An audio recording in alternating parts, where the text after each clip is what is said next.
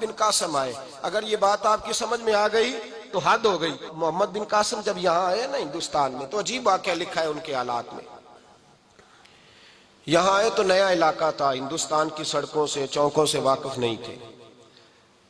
جب تشریف لائے, راجہ دہر ان کے مقابلے میں تھا, جنگ کرنی تھی, لشکر لائے تو خود بھی ابھی 17 سال یا 19 سال کے جوان تھے اور ساتھ بھی لشکر جوانوں کا تھا. ایک بزرگ تھے قافلے میں. بزرگ کہتے ہیں میری محمد بن قاسم سے ملاقات ہوئی تو میں نے اس شخص کے چہرے پر پریشانی دیکھی, شدید تکلیف میں دیکھا. تو میں نے کہا جرنیل مسلمانوں کے تو کس پریشانی میں ہے؟ تو محمد بن قاسم کہنے لگے پریشانی یہ ہے کہ ہم عربی ہیں, یہ عجم کا علاقہ ہے, ہم تو رستوں سے بھی واقف نہیں. راجہ دہر سنا ہے بڑی فوج ہے, بڑی طاقت ہے, بہت پرانا یہاں کا رہنے والا ہے, چھوٹے چھوٹے مورچوں کا پتہ ہے, رستوں کا پتہ ہے, کیسے جنگ ہوگی؟ میں پریشان ہوں کہ مقابلہ کیسے ہوگا. وہ بزرگ کہتے ہیں میں نے بھی دعا کی, تسلی دی, میں نے کہا اللہ تیری مدد کرے گا. میں گزر گیا. 3-4 دن کے بعد ملاقات ہوئی تو میں نے محمد بن قاسم کے چہرے پر بڑی روشنی دیکھی, ہنستے اور مسکراتے دیکھا, توانائی دیکھی, وقار دیکھا, اطمینان اور سکون دیکھا. میں نے کہا خیریت تو ہے, پرسوں ترسوں تو بڑے پریشان تھے, آج کیا ہوا؟ اگر یہ بات سمجھ میں آ گئی میری ملت کے جوان کے, اگر یہ بات سمجھ میں آ گئی تو شاید اسے ڈھب اور سلیقہ آ جائے جینے کا, شاید یہ سمجھ جائے کہ میری توانائی کا راز کہاں ہے.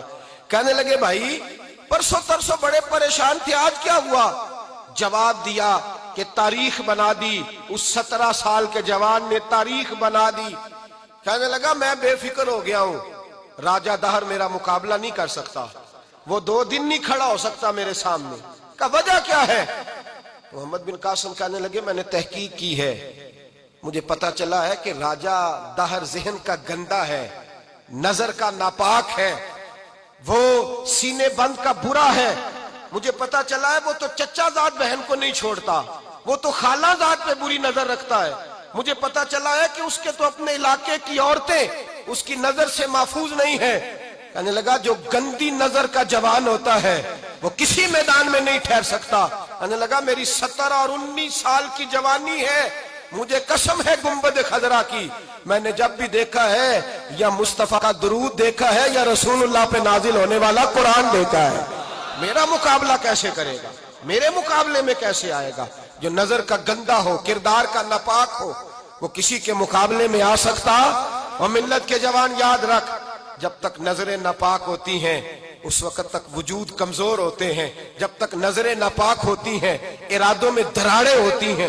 جب نظریں ناپاک ہوتی ہیں پھر عقیدے متزلزل ہوتے ہیں. جب نظریں ناپاک ہوتی ہیں پھر انسان کوئی بھی مہم سر نہیں کر سکتا. اور جب نظر پاک ہوتی ہے, حضرت عبداللہ بن حذافہ جہاد کر رہے تھے, روم کے عیسائیوں نے گرفتار کر لیا. 1000 آدمی نے مل کے پکڑا, گرفتار نہیں ہوتے تھے صحابی, 1000 آدمی نے گھیرا ڈالا, گرفتار کر کے لے گئے. اور جب بادشاہ کے سامنے گئے تو وزیر کہنے لگا بادشاہ بندہ بڑے کام کا ہے, اگر ہمارے قابو آ گیا تو فائدہ دے گا. صحابی ہیں حضرت عبداللہ بن حذافہ, حضرت فاروق اعظم کا زمانہ ہے, اگر قابو آ گیا تو فائدہ دے گا. بادشاہ کہنے لگا کیوں, کیا خوبی ہے؟ کہنے لگے ہم 1000 آدمی تھے, یہ اکیلا قابو نہیں آ رہا تھا, 1000 آدمی تھے, اگر ہماری فوج میں شامل ہو گیا تو بہت بڑا جرنیل ملے گا. بادشاہ کہنے لگا کوئی مسئلہ نہیں, 2-3 چیزیں ہوتی ہیں بندے کو خریدنے کے لیے, خرید لیتے ہیں. بادشاہ کہنے لگا عبداللہ جتنی دولت تجھے چاہیے میں تجھے دے دیتا ہوں, میرے لشکر میں آ جا, معاذ اللہ اسلام چھوڑ دے. حضرت عبداللہ بن حذافہ کیا فرماتے ہیں؟ فرماتے ہیں بڑا تو بیوقوف ہے, میں نے دولت کمانی ہوتی تو مدینے میں بیٹھ کے تجارت کرتا, میں دولت کمانے نہیں نکلا, میں تو رسول اللہ کی رضا کمانے کے لیے نکلا ہوا ہوں. دولت کمانی ہوتی تو کسی مارکیٹ میں ہوتا, میدان میں آنا تھا. شہادت ہے مطلوب مقصود مومن, نہ مال غنیمت نہ کشور کشائی. یہ دولت تو لونڈی ہے رسول اللہ کے دروازے کی, یہ تو پیچھے پیچھے پھرتی ہے نبی پاک کے غلاموں. یہ کمانی ہوتی تو میں کسی مارکیٹ میں ہوتا, میدان میں تھوڑا ہوتا. عبداللہ بن حذافہ سے دوسری چال چلی.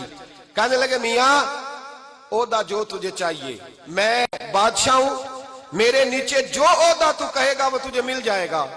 حضرت عبداللہ بن حذافہ کہنے لگے شاید تجھے پتہ نہیں میری تعریف کیا ہے, شاید تو جانتا نہیں میری تعریف کیا ہے. کہا صاحب کی کیا تعریف ہے؟ کہنے لگے میں رسول اللہ کا صحابی ہوں اور کائنات میں سب سے بڑا عہدہ مصطفیٰ کے صحابی ہونے کا عہدہ ہے.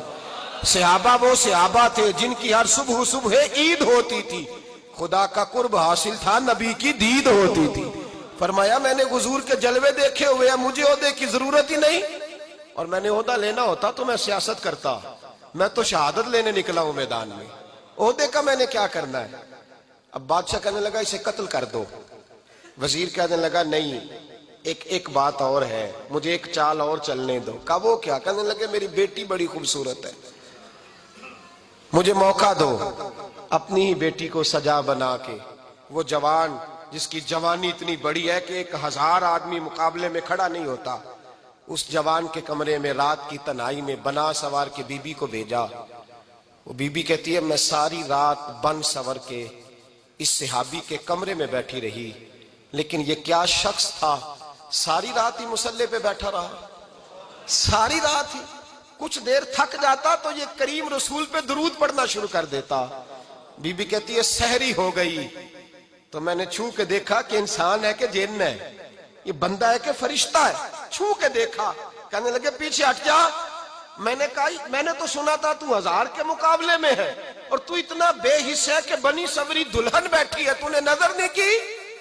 عبداللہ بن حذافہ، بی بی کہتی ہے نظر پھر نہیں اٹھائی، نظر پھر جھکی ہوئی ہے. کہنے لگے بی بی میں مجبور ہوں، اب میرے اوپر کوئی حسن نہیں چلتا، میں نے جلوہ والضحیٰ کا دیدار کیا ہوا ہے، اب میری نگاہوں میں جچتا نہیں کوئی، اس لیے کہ جیسے میرے سرکار ہے ایسا نہیں کوئی.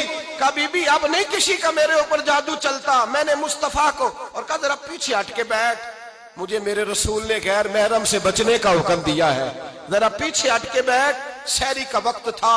وہ بی بی کہتی ہے اس نوجوان کے جملے میرا سینہ چیر گئے، کلیجہ پھٹ گیا، چیخ نکلی، میں کفر کے عالم میں روئی. میں نے کہا مجھے بتا تو صحیح، آخر یہ جذبہ کہاں سے ملتا ہے، آخر یہ روشنی تو میں نے دیکھی نہیں، کہاں سے آتی ہے؟ ایک میرا باپ ہے جو بنا سور کے مجھے تیرے کمرے میں چھوڑ گیا، بتلا یہ کہاں سے کیف آتے ہیں؟ تو عبداللہ بن حذافہ کہنے لگے اگر کیف لینا ہے تو بھی میرے مصطفیٰ کا کلمہ پڑھ جا، آجا دروازہ رسول پہ جھک جا، مل جائے گا. سویرے دروازے پہ باپ آیا بیٹی سے رزلٹ لینے، دروازہ کھولا تو بیٹی نقاب پہنے باہر آئی. باپ کہنے لگا کیا بنا؟ کہنے لگی پیچھے ہٹ جا، تو غیر محرم ہے، کافر ہے، میں مسلمان ہوں. اس نے کہا کیا ہوا؟ کہنے لگی تیرے جیسے کو باپ کہوں، تیرے جیسے کو جو مجھے استعمال کر رہا تھا. میں تجھے باپ نہیں مانتی، میں اب رسول والی ہو گئی ہوں، میں حضرت فاطمہ کی کنیزہ ہو گئی ہوں، میں اب نبی کریم کی خادمہ ہوں، خبردار میرے قریب نہ آنا. یہ دعو بھی ناکام ہوا. اب حضرت عبداللہ بن حذافہ کے سامنے موت کھڑی کی، ایک کڑا میں تیل گرم کیا، کہنے لگے تجھے اس میں جلایا جائے گا. حضرت عبداللہ بن حذافہ رضی اللہ تعالیٰ عنہ جب جلنے کے قریب ہوئے تو رونے لگے. روم کا بادشاہ کہنے لگا شاید ڈر گیا ہے. کہنے لگے اب سمجھ آئی ہے، اب تجھے پتا چلا ہے، چلا آ جا. حضرت عبداللہ بن حذافہ کہنے لگے تو کافر ہے، تیری کافروں والی سوچ ہے. اس لیے نہیں رویا کہ موت سے ڈر گیا ہوں، میں تو اس لیے رویا ہوں کہ ایک جان ہے، وہ نبی پاک پہ قربان ہو رہی ہے. کاش رب مجھے 1000 جان دیتا، میں ساری مصطفیٰ پہ قربان کر دیتا. فاضل بریلوی فرماتے ہیں کروں تیرے نام پہ جاں فدا، نہ بس ایک جاں 2 جہاں فدا، اور میرا 2 جہاں سے بھی نہیں جی بھرا، میں کروں کیا کہ کروڑوں جہاں نہیں. اور میاں صاحب فرماتے ہیں وہ کچا رنگ للاری والا جیڑا چڑھدا لیندا رہندا، اے عشق تیرے دا رنگ محمد چڑھ جائے پھر نہیں لیندا، عشق تیرے دا رنگ محمد چڑھ جائے پھر یہ نہیں لیندا. میرے بھائی وہ روم کا بادشاہ کہنے لگا دنیا میں نے بھی بڑی دیکھی ہے، پر جیسے پاک صاف مصطفیٰ کے غلام دیکھے ایسا میں نے کوئی نہیں دیکھا. او بھائیو، نظر پاک ہو، روح پاک ہو، مزاج پاک ہو، پھر انسان بڑے بڑے کام کرتا ہے، پھر وہ مہمات کو سر کرتا ہے، پھر وہ صرف ایک گھر کے لیے نہیں، وہ ملت کے لیے فائدہ مند ہوتا ہے، پھر وہ گھرانوں کو لے کر چلتا ہے، پھر وہ بڑے بڑے معاشرے تشکیل دیتا ہے. میرے رسول کریم صلی اللہ علیہ وسلم نے پاک صاف ذہن کے لوگ تیار کیے. حضرت مرثد فرماتے ہیں میں ایک عورت پہ عاشق تھا، جب کلمہ پڑھا نبی پاک نے میری پشت پہ ہاتھ پھیرا. میں نے کہا حضور کوئی نصیحت؟ نبی پاک نے فرمایا نظر کو پاک رکھنا.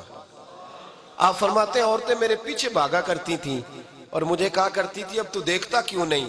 تو میں نے کہا پتا مجھے بھی نہیں، مصطفیٰ کی ایک نظر ہوئی ہے، رب نے سارے محل کو چیل دور فرما دیے۔